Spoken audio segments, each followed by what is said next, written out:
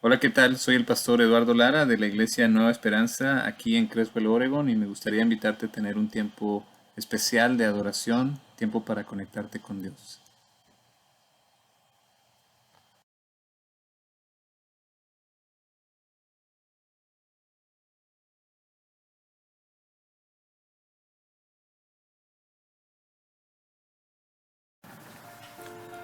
Los que temían al Señor hablaron entre sí, y Él los escuchó y les prestó atención.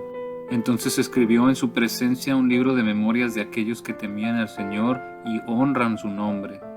El día que yo actúe, ellos serán mi propiedad exclusiva, dice el Señor Todopoderoso. Tendré compasión de ellos como se compadece un hombre del hijo que le sirve. Y ustedes volverán a distinguir entre los buenos y los malos, entre los que sirven a Dios y los que no le sirven. Amén. Bueno, damos gracias a Dios y por la oportunidad de meditar en su palabra, y seguimos aprendiendo de los inicios del cristianismo, de cómo fue que empezó todo esto del cristianismo, y para eso hemos estado estudiando el libro de Hechos de los Apóstoles, ¿verdad? En estos 5 capítulos que ya hemos visto, pues hemos visto cómo no ha sido nada fácil el inicio. Pero hemos visto que se cumplen las promesas de Dios.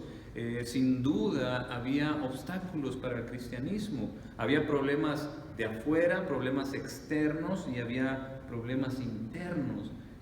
Inmediatamente vemos los problemas externos cuando hay una oposición de los poderosos de Israel, del gobierno que gobernaba, el consejo, perdón, que gobernaba. Ellos estaban en contra de que se hablara de Jesús, y le prohibieron a los discípulos y los amenazaron que no lo volvieran a hacer, pero ellos lo dijeron al nuevo grupo que se había formado, a la iglesia, y la iglesia lo que hace, pide a Dios que les dé valor para proclamar el mensaje de vida. Y así es como sortean esto, pero el problema sigue. Y además de eso vemos que también había problemas hacia adentro de la iglesia. Había una pareja que se llamaba Ananías y Zafira, ¿se acuerdan de ellos?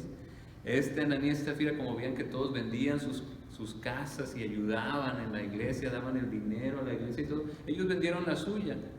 Y dijeron, aquí está todo el dinero que vendimos, pero no era cierto. Se habían quedado con una parte.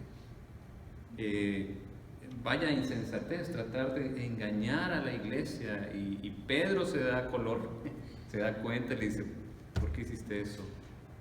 Y inmediatamente cayeron muertos.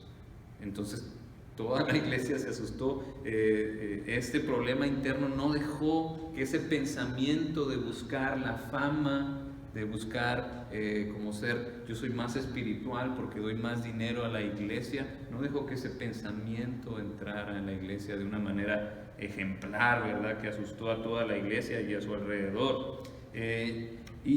Seguía el problema de la persecución del consejo gobernante, pero también vemos cómo el Señor sigue bendiciendo, porque siguen obedeciendo su palabra, siguen obedeciendo sus mandamientos de proclamar el mensaje, y pues empieza a crecer la iglesia y empieza a tener otros problemas. Y eso es lo que vamos a ver el día de hoy. Vamos a ir al capítulo 6, los primeros 7 versículos, dice así. En aquellos días, al aumentar el número de los discípulos, se quejaron los judíos de habla griega contra los de habla aramea de que sus viudas eran desatendidas en la distribución diaria de los alimentos. Así que los 12 reunieron a toda la comunidad de discípulos y les dijeron, no está bien que nosotros los apóstoles descuidemos el ministerio de la palabra para servir las mesas. Hermanos, escojan de entre ustedes a 7 hombres de buena reputación, llenos del Espíritu Santo y de sabiduría, para encargarles esta responsabilidad. Así nosotros nos dedicaremos de lleno a la oración y al ministerio de la palabra. Esta propuesta agradó a la asamblea. Escogieron a Esteban, hombre lleno de fe y del Espíritu Santo, a Felipe, a Prócoro, a Nicanor, a Timón, a Parmenas y a Nicolás, un prosélito de Antioquía.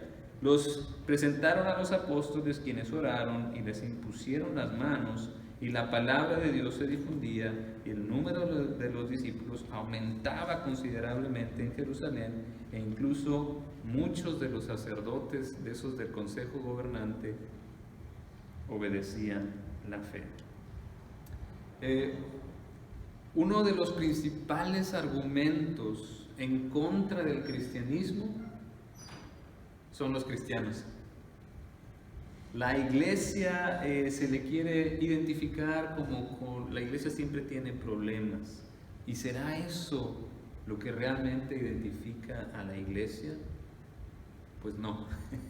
No son los problemas. Sí, no hay iglesia perfecta, ni en los inicios del cristianismo lo era, pero lo que debiera identificar a la iglesia es cómo resuelve los problemas. Vimos que cuando fue amenazada de que ya no predicara de Jesús, ¿qué hizo? Pidió valor y proclamó, porque Dios les mandó a su Espíritu, fueron llenos del Espíritu. Y era lo primero que aprendimos de los inicios del cristianismo. Jesús les dice, no, espérense, no se vayan, esperen el poder de lo alto, el Espíritu Santo. Sin el Espíritu Santo no se puede cumplir la misión de Dios. Entonces ellos pidieron valor y Dios les da el Espíritu Santo, una llenura del Espíritu que los permite proclamar.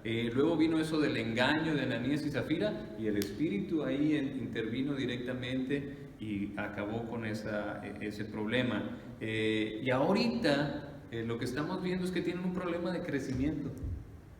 Todos queremos ese problema en la iglesia, que haya mucha gente en la iglesia, que vengan a los pies de Cristo, que ellos también disfruten del amor, de la reconciliación, por el bien de ellos y por el bien de nosotros, por el bien de toda la humanidad. Pero sí crea problemas, porque hay mucha gente. ¿Y cómo lo resolvió la iglesia?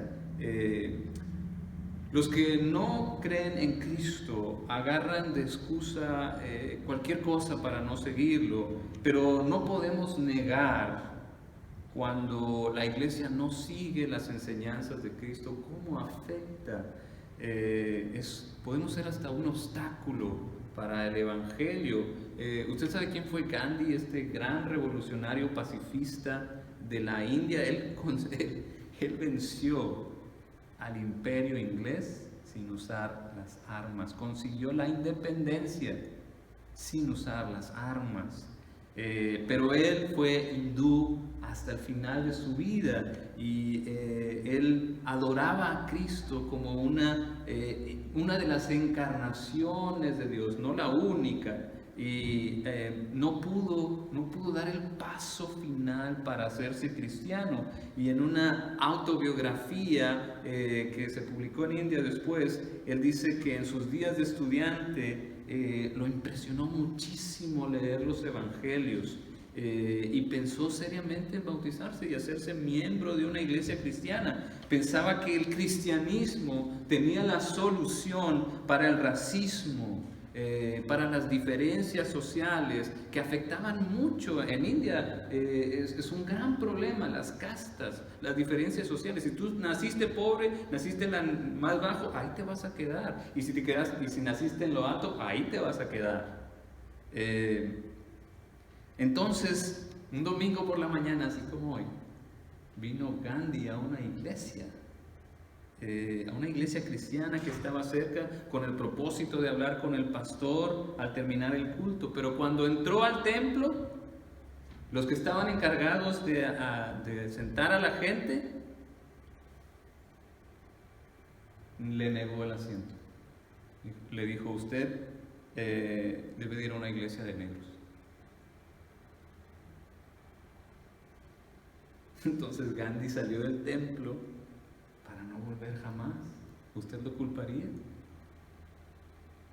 Si también los cristianos tienen diferencias de clase, pensó, permaneceré siendo hindú y desde allí atacaré el mal.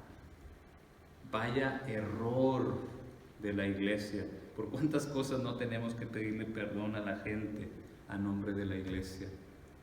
Cabe mencionar que Gandhi logró esta independencia, pero lo hizo basado en ideas de Tolstoy, un ruso muy famoso que escribió novelas súper exitosas.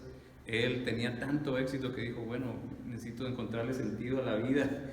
Dijo, voy a tener mejor una familia. Y sópales que tuvo 18 hijos. Y dijo, oh, mis hijos nada más me distraen del significado de la vida. No fue hasta que encontró a Cristo que dijo, aquí encontré el sentido a la vida. Y él fue uno de los precursores o de los principales del movimiento a la no violencia, del cual Gandhi aprendió. Una de las razones principales que la gente no quiere creer en Dios es porque la gente ve a la iglesia y se desilusiona, porque pone sus ojos en los cristianos y no en Cristo. Y cuando fallan dicen, ¿ves? ¿No que aman a Dios? Y mira cómo se comportan. Claro, que a veces la visión de los no creyentes, de la gente que no es cristiana, a veces la visión del cristianismo es muy corta, ¿verdad? O torcida. Por ejemplo, piensan que un cristiano no tiene derecho a divertirse, no tiene derecho a sentirse mal, no tiene derecho a llorar. Y eso es porque no sabe distinguir el bien del mal, ¿verdad? Porque le llama pecado a lo que no es pecado y no le llama pecado a lo que es pecado. Y por eso se dividen también las iglesias. Por ejemplo, ahorita que está el homosexualismo, el movimiento LGBT muy fuerte, si en la iglesia debe de haber también. Está clara la Biblia en cuanto a esa postura. Pero si no le llamas pecado a lo que es pecado, entonces te metes en problemas. Y del otro lado también, ¿verdad? Hay cosas que no son pecado y le llaman pecado, pero no son. Entonces, también tenemos que tener eso en cuenta, ¿verdad? Que a veces la gente tiene una idea errónea de lo que es la iglesia y que la iglesia está formada de gente pecadora que se ha arrepentido, ¿verdad? Está en un proceso de santificación total. Sí, tenemos una conversión, una salvación, pero de ahí sigue la santificación. No nada más tenemos que entregar nuestra vida a Cristo, tenemos que vivir para Cristo. Y ahí es donde empieza la santificación, como dice Filipenses 1:6. El que comenzó tan buena obra en ustedes, la irá perfeccionando hasta el día de Cristo Jesús. Pero esto no debe ser una excusa para dar mal testimonio. Tenemos que esforzarnos, somos seguidores de Cristo, hemos sido transformados. Debemos de sembrar para el Espíritu para cosechar el fruto del Espíritu, el amor, el gozo, la paz, la paciencia, la benignidad, la bondad, la fe, la mansedumbre, la templanza. Pero recordamos otra vez lo que aprendemos desde el principio de los inicios del cristianismo. No se puede vivir la vida cristiana sin el Espíritu de Dios. Sin el Espíritu de Dios no podemos ser testigos de Cristo. Entonces, también tenemos que ver la otra cara de la moneda. Por la vida de muchos cristianos, otros han decidido seguir a Cristo. Hay cristianos muy remarcables, que han marcado la historia también y que son cristianos.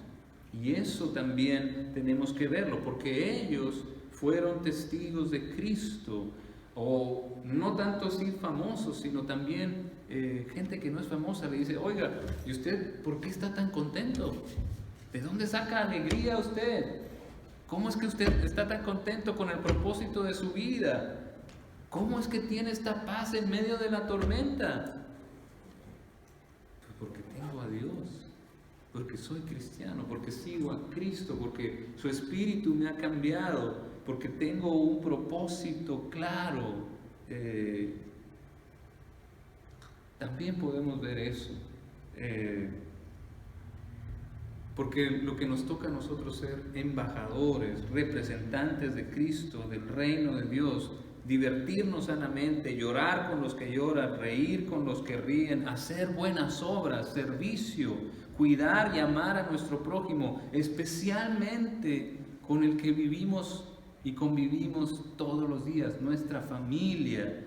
pero también nuestra iglesia, nuestra familia de la fe, y con todos compartir la esperanza que hay en Cristo, nuestro libertador, que nos quitó las ataduras del pecado y del mal. Somos libres para seguir a Cristo. Por eso nuestro argumento es que servimos a Dios lo mejor que podemos y estamos en crecimiento, pero no podemos usar esa excusa siempre. Tenemos que crecer, tenemos que dar muestras de arrepentimiento, tenemos que dar fruto con el poder del Espíritu. Además que, el que nunca va a fallar es Dios, es Cristo, son sus promesas. Él prometió estar con nosotros hasta el fin del mundo y lo va a cumplir. Y por eso la iglesia vale la pena, pero no solo que vale la pena, es que no hay otro camino. Dios no hizo un plan B. El plan de Dios es la iglesia, no hay otro. Él le dio a la iglesia el encargo de seguir la causa del reino de Dios. A sus discípulos les dejó esa tarea, a nadie más. No tenemos de otra. ¿Cómo no nada más quisiéramos estar con Dios y ya? No, Dios nos manda a la iglesia, somos parte de un cuerpo. Todos en conjunto damos testimonio de que Cristo vive. Solos no puedes ser cristiano y estar solo. Dios nos llama a una familia, a un cuerpo. Por eso no hay de otra, tenemos que lidiar con la iglesia, y por eso digo que hay que enfrentar los problemas como lo hizo la iglesia desde el principio. Nuestro objetivo es que conozcan a Cristo, que Él es el Salvador, y si cometemos errores, entonces hay que resolverlos. Hay que poner atención a cómo lo resolvemos, tenemos que poner atención a eso. Y eso es lo que aprendemos desde el principio de los inicios del cristianismo. El problema que la iglesia tenía de crecimiento a lo mejor ni era intencional, no había mala leche, solo que era mucha gente. Recuerden que ¿cuántos empezaron cuando vino el Espíritu? Eran 120. Y para esto yo creo que ya había pasado como unos 4 o 5 años. Imagínate cuántos eran. Si en el primer sermón de Pedro se convirtieron 3,000 y luego se convirtieron otros 5,000, sin contar a las mujeres y a los niños, y luego siguieron predicando por 3, 4, 5 años. ¿Cuántas personas no cree que creció eso? Era muchísima gente. Y claro, cuando crece, entonces se va a necesitar organización, dividirse las tareas de la misión de Dios. Los apóstoles no podían hacer todo, así como los pastores no podemos hacer todo solos. Es un llamamiento en conjunto para todos los seguidores. Y entonces, ¿cómo enfrentaron el problema? Y aplicaron la del suegro de Moisés, de Yetro. ¿Se acuerdan qué fue lo que le dijo el suegro de Moisés a Moisés? Le dijo: si sigues así, te va a ir de la patada. Mejor escoge líderes y que ellos haz grupos de 100, grupos de 10, y así ellos van a juzgar entre el pueblo, y lo que sea más difícil te lo mandan a ti, porque si no la vas a armar. Entonces los discípulos hicieron lo mismo. Vamos a delegar, a pasar el poder, la responsabilidad. Nosotros no podemos hacer todo, dijeron los discípulos. Por eso estamos en el cuerpo de Cristo, todos tenemos algo que hacer. Y lo bueno es que no le sacan la vuelta al problema. Cuando escuchan que hay un problema, lo atienden. Por eso hago énfasis en que hay que aprender cómo resolver los problemas en la iglesia. Y en todos lados, hay que enfrentarlos. No hay que esconderlos. Había murmuración, entonces se enfrentó la murmuración, porque eso de hablar a la espalda, eso no es de Dios. Entonces hay que llevar el problema donde se puede resolver, no hacerlo más grande. Entonces los discípulos lo enfrentaron y se lo propusieron a la iglesia. Eso quiere decir que valoraban el consejo de la asamblea. Uno de nuestros principios bautistas es eso, el gobierno congregacional, que decía: todos tienen algo que decir porque todos tienen el Espíritu de Dios. Esa es la teoría y eso es lo que esperamos, pero a veces, ¿qué pasa? No voy a meterme en eso. Pero es justo lo que vamos a hacer, por ejemplo, hoy. Hoy a las 5 de la tarde, nuestra iglesia tiene una junta familiar para decidir cómo vamos a seguir expandiendo el reino de Dios en el poblado cercano de Cottage Grove. Y entonces el pastor no tomó la decisión y ya, ¿no? O sea, tiene que verlo la iglesia tiene que estar de acuerdo, porque queremos estar en unidad, jalar todos para el mismo lado, con la ayuda y la unidad del Espíritu Santo, no nada más por deseos de uno, egoístas. Entonces sí hemos aprendido algo de los principios del cristianismo, de los inicios, pero tenemos que aprender a resolver los conflictos de manera sana, identificándonos con las enseñanzas de Cristo, especialmente el servicio en este problema, el servicio a los más necesitados.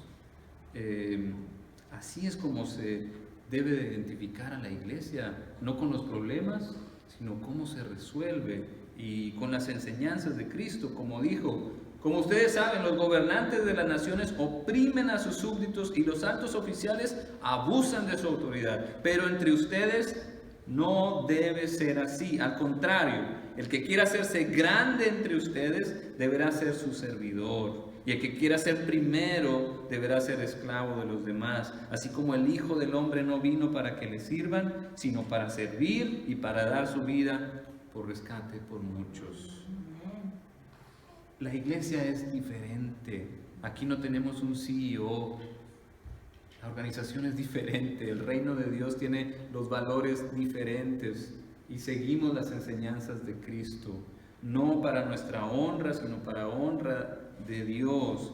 Y eso significa seguir sus enseñanzas, y los discípulos las obedecieron. Si queremos ser llamados seguidores de Cristo, nos debe de caracterizar el servicio. Esto es lo que nos debe de identificar dentro y fuera del templo, cada uno en la función que el Espíritu le guíe. En la iglesia Jesús no nos enseña a competir entre nosotros, sino a trabajar juntos, a servir juntos. Debemos de cambiar nuestra manera de pensar acerca de la iglesia, simplemente para ver qué puedo yo sacar, sino más bien cómo puedo yo contribuir en el pueblo de Dios. ¿A qué me ha llamado Dios en esta familia de la fe, en el cuerpo de Cristo? ¿Qué función tengo yo? ¿Cómo puedo adorar a Dios? ¿Cómo puedo seguir sus enseñanzas? Dios nos ha dado habilidades, talentos, dones, capacidades para servir, no solo a la iglesia, sino al mundo. Dios no hizo la iglesia para que podamos ser servidos, sino para poder servir a otros. Por lo tanto, como hijos o hijas de Dios, debemos de imitar a Jesús. Tampoco venimos para ser servidos. La actitud de los seguidores de Cristo es una de servicio, no de superioridad, no de exigencia. Lo que nos debe caracterizar no es la discriminación racial o de clase, o los conflictos, o ser altaneros, porque Jesús vino a servir y nosotros seguimos a Jesús. Y si Jesús nos llama a servir, eso significa que va a haber un sacrificio. Si quieres ser grande en el reino, sirve a los más pequeños, porque el que no vive para servir no es grande en el reino de Dios. En este pasaje vemos el ejemplo de 7 personas que respondieron al llamado. Debido al crecimiento, el trabajo aumentaba, por lo que se necesitaban diáconos, o sea, servidores, que ayuden en la iglesia para que siga cumpliendo su misión de dar buenas noticias. Estos trabajaron en el repartimiento de la comida a las viudas, pero indirectamente en la predicación de la palabra. Y no estaba limitado su trabajo a ayudar con las mesas. La próxima semana vamos a ver la vida de Esteban, uno de los diáconos. ¿Qué fue lo que pasó? Que nada más servía mesas. Entonces, de los inicios del cristianismo aprendemos eso, a resolver los problemas y a identificarnos con las enseñanzas de Cristo, a servir. Por eso, para meditar es ¿cómo puedo yo servir a los demás? ¿Cómo puedo servir en la iglesia? Con un cargo, acompañando al solitario, visitando al enfermo, cómo puedo usar mis dones, mis bienes, mis talentos, las capacidades que Dios me ha dado. ¿Qué necesidad tienen mis vecinos? Estas son las palabras en las que meditamos y aprendemos, demostramos cómo hemos aprendido de los inicios del cristianismo, si queremos seguir mejor a Cristo y si queremos ser grandes en el reino de Dios. Entonces, ¿qué debería identificar la iglesia? El servicio, no el conflicto. Y si hay conflicto, ¿cómo resolver el conflicto? Dios nos llama a ser servidores como Cristo, que vino para servir, no para ser servido. A Dios le importa el servicio que nos hacemos y que les hacemos a otros. No somos perfectos como Cristo, pero sí creemos en Él y sí tenemos el mismo Espíritu de Dios que levantó a Jesús de entre los muertos, y ese mismo Espíritu nos capacita para servir. Dios nos creó para buenas obras, por lo tanto, el llamado a servir sigue vigente hoy en día.